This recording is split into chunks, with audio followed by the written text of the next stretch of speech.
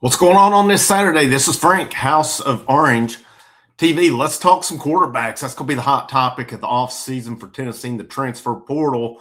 And names, a few of them keep continuing to surface. And, of course, there's the this whole Diego Pavia lawsuit, which could affect Joey Aguilar as well. Hit that like, that share, that subscribe. Hope everyone had a Merry Christmas. Hope you have a good rest of your holidays here as well. Number one right now, I think we look at the consensus seems to be, if Joey Aguilar doesn't get another year, Tennessee needs to go to the portal for a quarterback. I know there will be some that say let George McIntyre roll with it. It'll be interesting to see how Tennessee handles this. And I saw some interesting philosophies on this as well.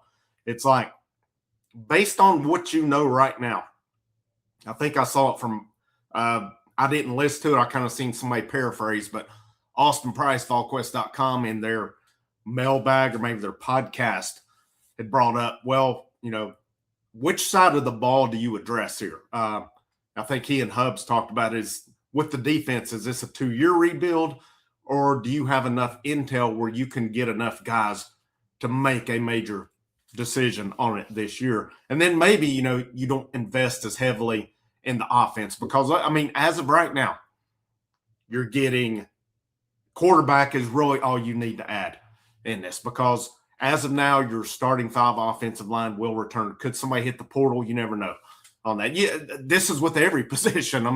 You never know who could hit the portal. Receivers, we know Chris Brazel's off to the draft, but it's looking like it'll be Rodarius Jackson, Mike Matthews, Braylon Staley, with Travis Smith Jr. in the equation. Tristan Keys is not coming in to sit. Either you got Tyreek King. Of course, you still got Joakim Dotson, Mari Jefferson there. Tight ends, Miles Kitselman will be off to the draft. But as of now, you'll have back Ethan Davis, Jack Van Dorselaer, Deshaun Brand, Cole Harrison, and then you added Luka Wolf there as well.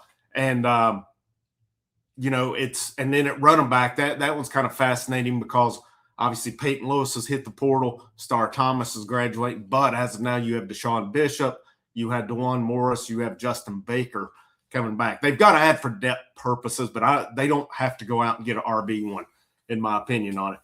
Now the question is, you've got to add a portal quarterback, though, if Joey Aguilar doesn't get another year. Let's talk about Joey Aguilar first. New information come out on this one, as this thing just kind of continues having different layers to it.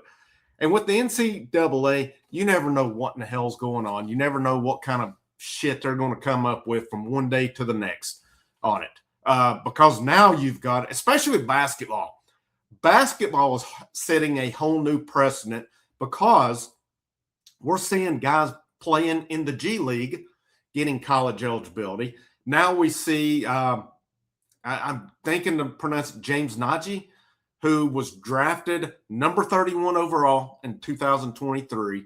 Now, he never signed, though. He never signed an NBA contract. He did play overseas, but now he's committed to Baylor with 4 years of eligibility left.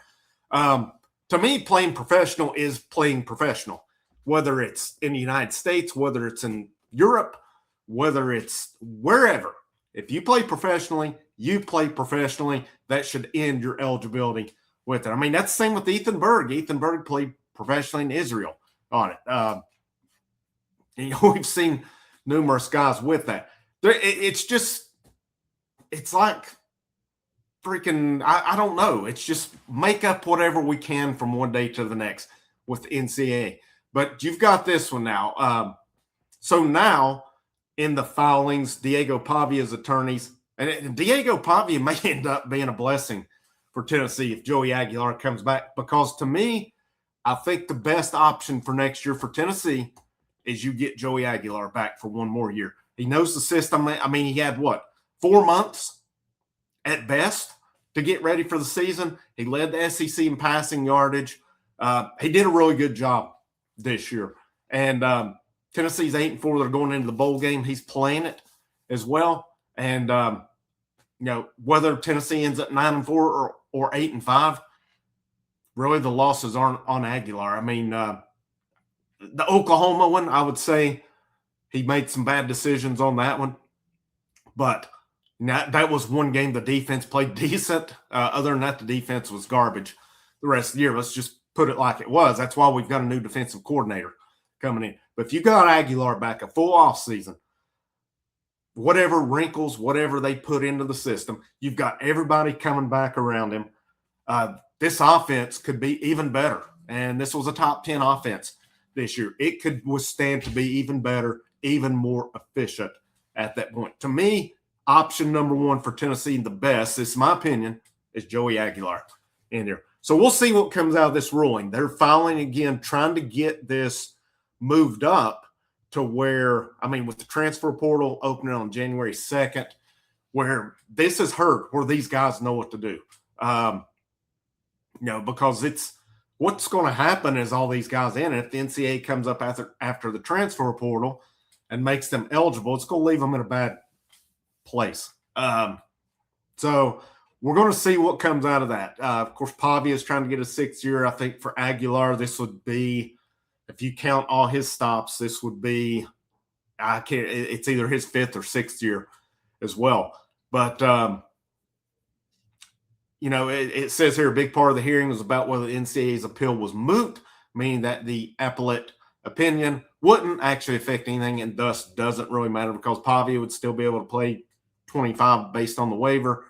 They argued that the decision is still relevant because if the court finds the rules are commercial and thus subject to antitrust law, it'll be filing a new injunction or an expedited trial scheduled at the district court seeking to play 2026 as well. It just leads me to believe this is realistic. I've said from here that I don't think it happens.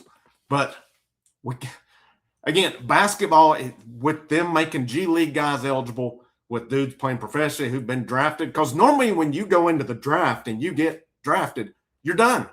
You're done. Now we're making exceptions to it. I mean, can we get Kennedy Chandler back with 3 years of eligibility? That'd be nice.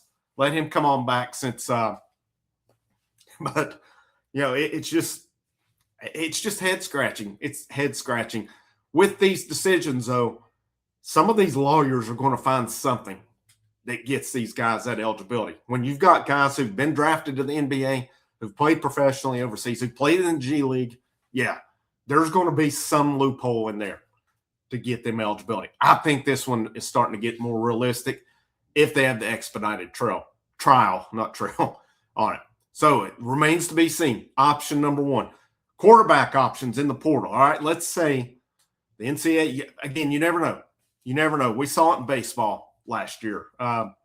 So here's where we're at portal-wise. To me, I think it's still Brandon Sorsby's quarterback option number one. Apparently, according to VolQuest.com, he was in Knoxville for the holidays. That's where his family's at. But, I mean, according to Pete Nakos of On 3, Texas Tech, not just Nakos, the VolQuest mods say it too. Texas Tech seems to be probably the main option. But this brings me back to what I was talking about earlier.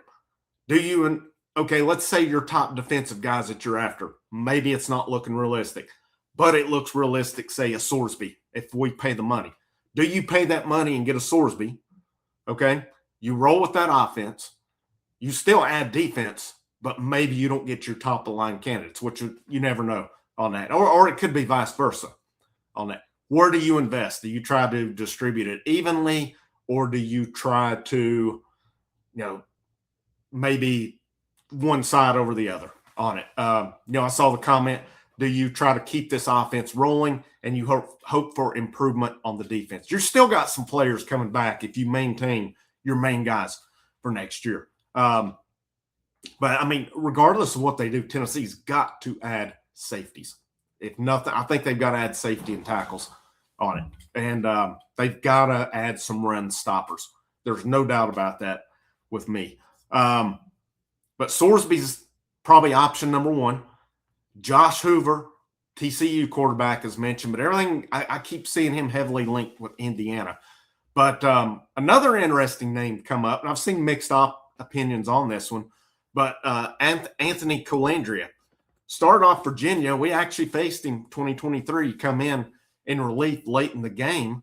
But but he transferred to UNLV. He's a junior. He'll have 1 year eligibility left. His stats for this year at UNLV: 3,459 yards, 23 touchdowns, 9 interceptions on the year. He also rushed for 649 yards and 10 touchdowns. That's a pretty good option there. And Pete Nakos, again, mentioned today, or I'm not sure when it was the latest I saw, so maybe this wasn't today, but based on what I've seen, it said that Calandria will command Power 4 interest. It said Florida State. He's an option there, but it said Tennessee is one to keep an eye on as well. He's listed as 6'2", 205. Definitely can run with the ball. From what I've seen, some highlights, he can throw the ball pretty well, throws a nice deep ball also. I was looking at the NCAA statistics, and he's top 30 in almost everything. Yeah, I know it's at UNLV. It's not at Tennessee. It's not, and even at Virginia. But still yet, the thing to keep in mind is he played under Dan Mullen. If we've seen anything over the years, Dan Mullen can coach. Dan Mullen knows quarterbacks. I'm betting Florida wishes they would have given Dan Mullen a little more time because their program's been a train wreck since. And Mullen was pretty good, had the one.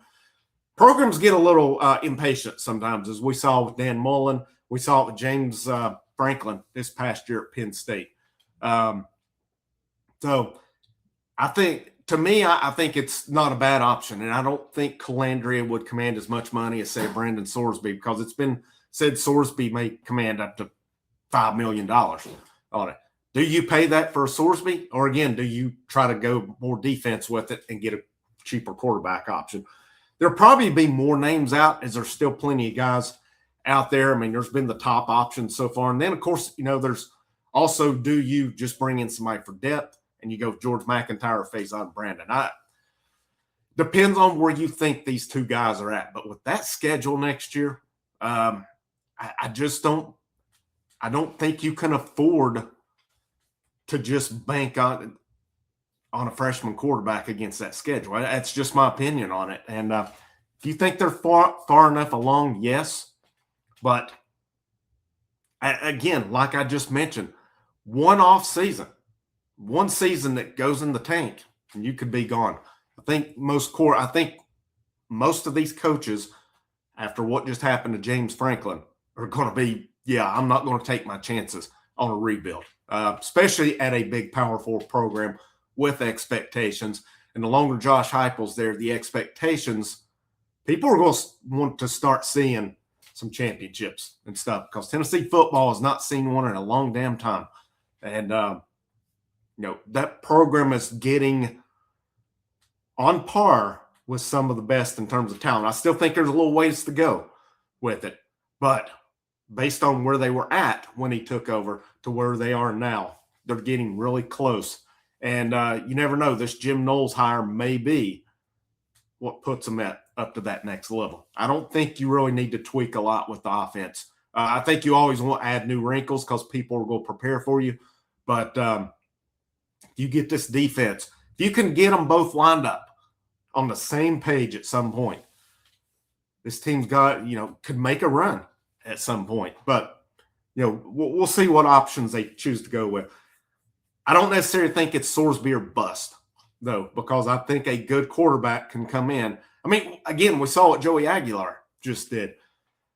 He come in with, minimal time to get prepared and had a pretty dang good year, all things being said on it. So I like where Tennessee's at in that regard. To me, add defense, do what you got to do. Again, my options, Aguilar's number one. Sorsby would be great if Aguilar's not back, but at how much do you want to pay? How much do you want to take away from your defense on that? Calandria would not be a bad option, though. And I've seen some people saying, well, his bowl game was pretty rough. But, it looks like he was 19 out of 30, 184 yards, an interception, 9 carries for 28 on that. They lost 17-10 against Ohio. I'm not saying he's the best option, but I don't think he's a bad option as well. But we'll see where it goes. Keep you updated on that. Have a great rest of your day. This is Frank, House of Orange, and I'll see you when I see you.